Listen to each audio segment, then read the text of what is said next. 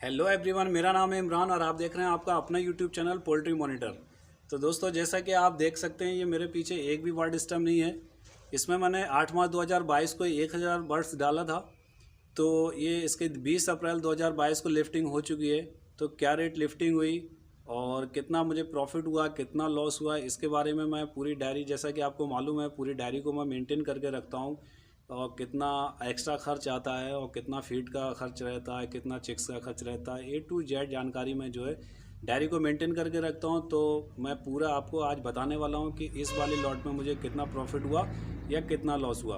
तो चलते हैं डायरी के पास और देखते हैं पूरे खर्च और प्रॉफिट लॉस के बारे में। आ चुका हूँ अभी डायरी के पास। तो ये 8 मार्च से 20 अप्रैल 2022 का बीच का ये जो पूरा लेखा जोखा है, यानी 22 दिन का है। जैसा कि मैं आपको पहले भी बता चुका हूँ, चिक्स का जो आया था मेरा 1000 आया था 38 के रेट से, यानी 38 रुपये का मेरा चिक्स आया था। तो कितने हो गए? 38,000 रुपये। तो 5 इस प्री स्टार्टर थे, 2465 रुपये के रेट से मिला। तो ये गया 12,325 रुपये। 37 स्टार्टर आए 2240 के रेट से, तो ये हो गया 82,880 रुपये। 40 मेरा फिनिशर आया 2180 रुपये के रेट से, तो 87,200 रुपये।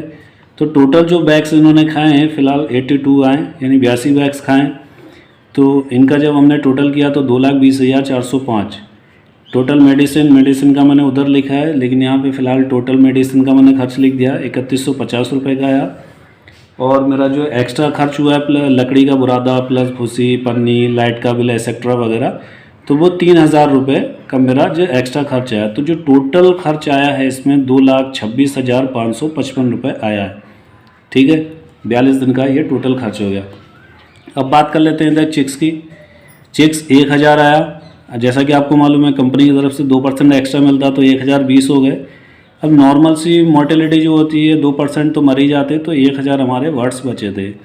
अब इन 3 दिन में क्या होता है, 13, 14, 15 अप्रैल को बहुत ज़्यादा गर्मी बढ़ जाती है, टेम्परेचर बहुत हाई हो जाता है। तो इस वजह से हीट स्ट्रोक की वजह से 150 वर्ड्स हमारे इसमें मोर्टेलिटी होगी, 150 वर्ड्स की।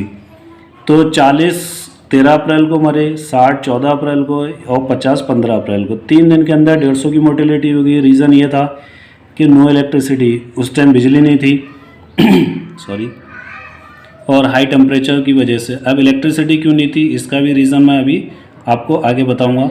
तो 150 में जब 1000 में से हम 150 माइनस करेंगे तो 850 हुए।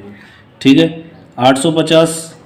अब वज़न की बात कर लेते हैं। जैसा कि आप स्क्रीन पर भी देख रहे हैं, ये मेरी जो पहली जो गाड़ी गई है तो उसका वज़न आप डेट भी देख सकते हैं इसमें।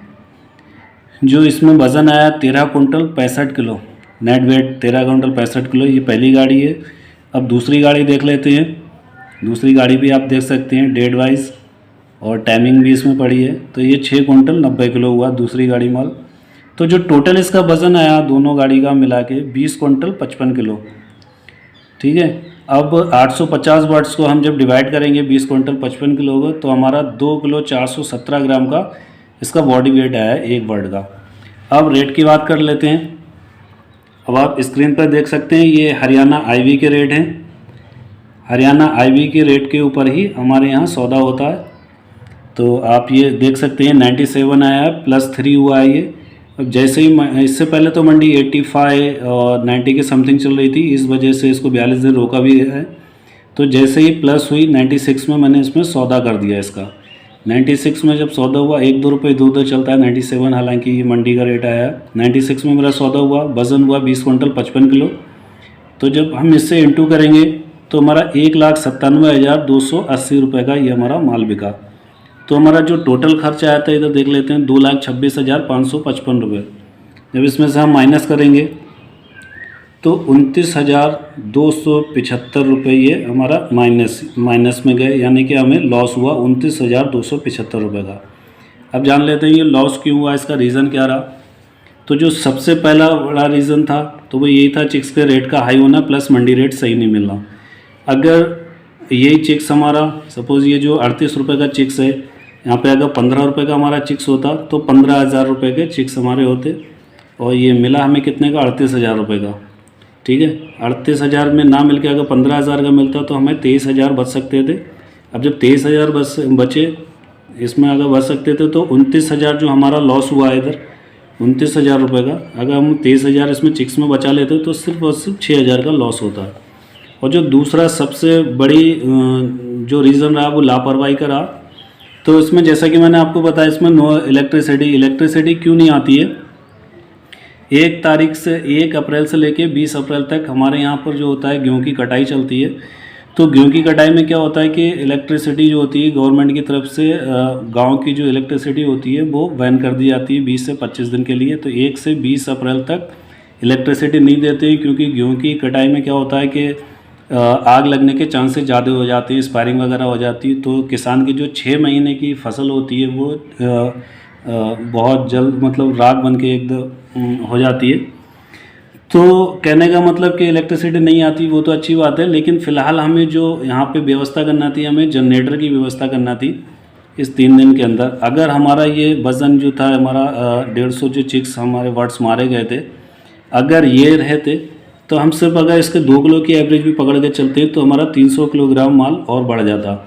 ठीक है, 300 किलोग्राम को हम 96 से जब इंटू करेंगे तो 28,800 रुपये हमारे जो थे इसमें बढ़ सकते थे, और हमें 29,000 का लॉस हुआ। कुल मिला के हम ये यहाँ पर लमसम में नील लॉस हो जाता, यानी पूरे में हमारा कोई भी लॉस नहीं होता इसमें 1,000 वर्ड्स में। ठीक है, तो आपने देखा ये, उम्मीद करता हूँ वीडियो अच्छी लगी होगी तो लाइक और चैनल को ज़रूर सब्सक्राइब करें। Thank you so much.